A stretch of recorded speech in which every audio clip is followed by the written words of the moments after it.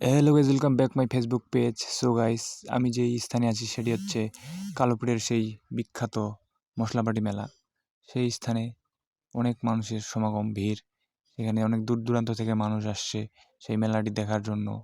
আমরাও গেছিলাম। তো এখানে এসে একজন দাদার সাথে দেখা হয়ে গেল। কখন আসছেন তোমার ডে? চারটার সময়। তাহলে তো অনেক আগে আসছেন নাকি?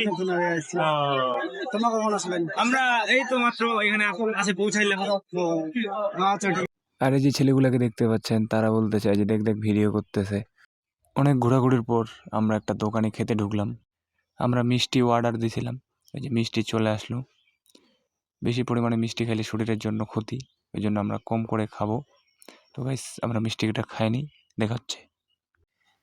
তারপর আমরা এই যে এদিকে মালার দোকানের এদিকে আসলাম। আর এই দোকানদারটা আমাদের এলাকার। দেখেন অনেক ধরনের মানুষ আছে এখানে, অনেক মানুষ। আর এদিকে মন্দিরটা, এখানে পূজা করা হয়। অনেক মানুষ, প্রচুর ভিড়। অনেক মানুষের, দূর দূরান্ত থেকে মানুষ আসছে। আর এই যে দেখেন আমার দাদা, এই যে দাদার সাথে দেখা হয়ে গেল। ইনি এই যে পরিচিত একজন দাদা। এখন আমরা এখান থেকে বার হব। আমি ভাতের প্রতি দৃষ্টি আকর্ষণ করে বলতেছি, আপনাদের পায়ে নিচে হাত, দয়া করে চুরি হাতে যাবেন না। মা বোনদের সুযোগ সুবিধা করে দিতে হবে।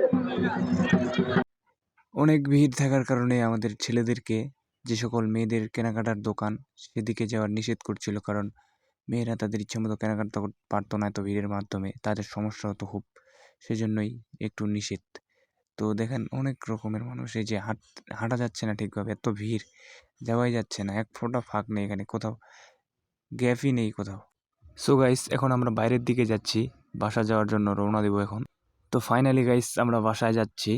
তো এই মেলায় কে কে আসছিলেন একটু কমেন্টে জানাবেন। আমরা বাসার দিকে চলে যাচ্ছি। তো ভালো থাকবেন, সুস্থ থাকবেন, দেখা হবে নেক্সটের কোনো ভিডিওতে। Tata, love you guys.